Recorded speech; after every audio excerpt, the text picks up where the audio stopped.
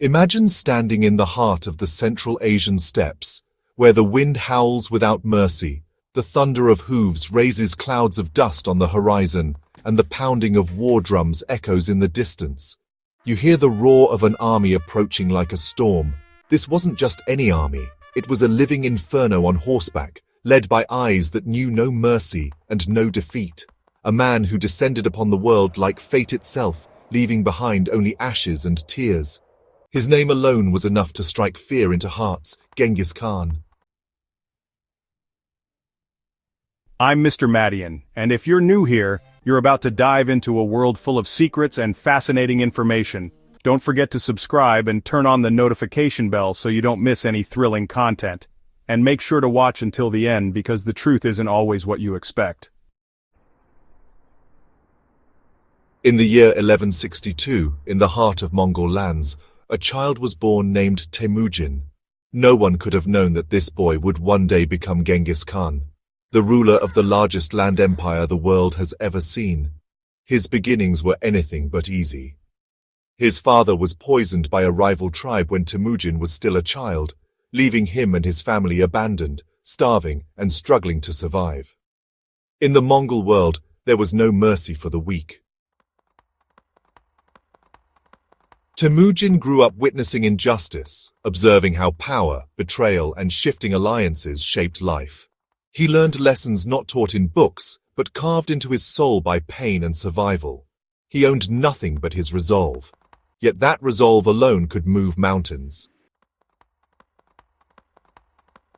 If I don't rule the tribes, I will be a slave to others, and if I do not conquer men, I will be crushed beneath their feet. His dream was not to lead a tribe, but to unite all Mongol clans under one banner and forge them into a force that would shake the earth like thunder from the heavens. Slowly, this dream began to take shape. He started building alliances, using his wit and deep understanding of human nature and strategy. He wasn't just a military commander, he was a brilliant politician who knew exactly when to strike, when to wait, when to instill fear, and when to show mercy, though rarely. He united the rebellious Mongol tribes and declared himself Khan of all Khans, the supreme leader. In 1206, his official title became Genghis Khan, meaning universal ruler. Under his rule, there was no place for weakness. Those who stood against him were crushed. Those who submitted entered a strict system that tolerated no disobedience. I do not need men who only wield swords. I need men who know when those swords must be sheathed. But raw power was not his only goal. He sought to build a new world order, one that respected law, allowed freedom of belief, and built a vast postal system connecting the ends of his empire. He also valued the transfer of knowledge across continents. Still, his reign was far from merciful. His campaigns were like firestorms. When he invaded China, he crushed the Jin dynasty, conquering cities once thought impregnable. Then he turned west, sweeping through Central Asia and striking deep into the Khwarezmian Empire after its ruler executed Genghis Khan's trade envoys.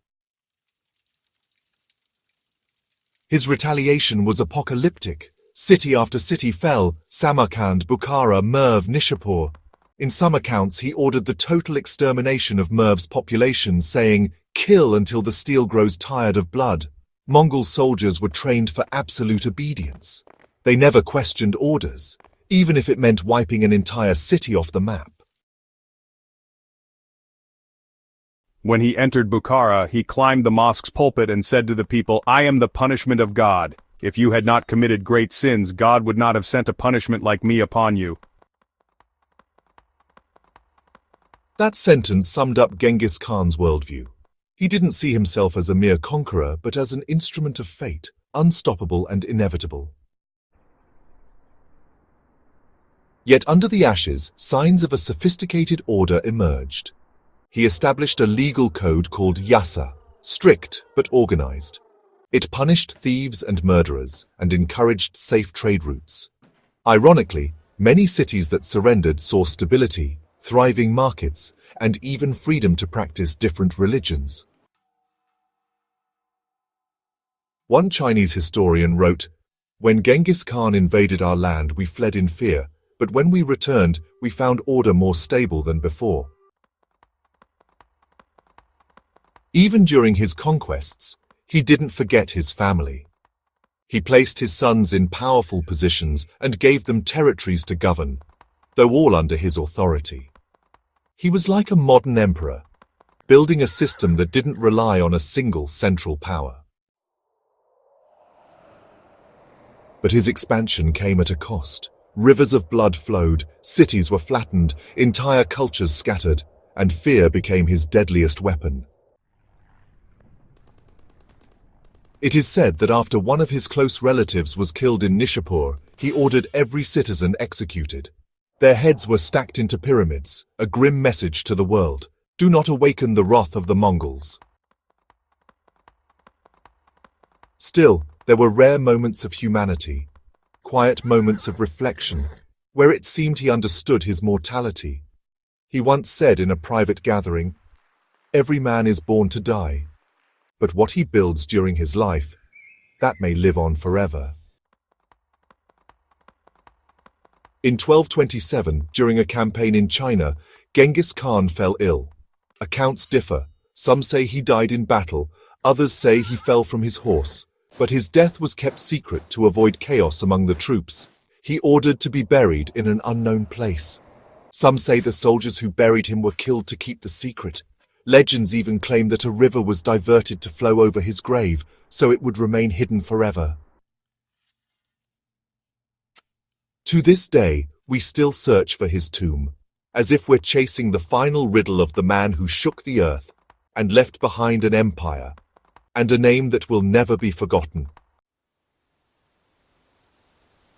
But the ultimate question still echoes. Was Genghis Khan a hero who built a civilization, or a monster who drowned the world in blood? Do we admire him, or curse his legacy? Perhaps the truth lies somewhere in the middle. History is never written in black and white, and between tyranny and justice stands the figure of Genghis Khan, towering, terrifying, and endlessly fascinating. Regardless of where you stand, his impact is undeniable. He reshaped the world, opened pathways for cultural and economic exchange, and perhaps even paved the way for a new era. Think about it. A man who started with nothing. No castle, no army, no wealth, just one idea that he could unite the world under one banner. Isn't that, in itself, the greatest legend of all? Share your thoughts. Do you see Genghis Khan as a visionary leader worthy of respect, or a ruthless tyrant beyond forgiveness? And if you enjoy this kind of content, don't forget to subscribe and hit the bell icon, because we're just getting started. History's secrets never end.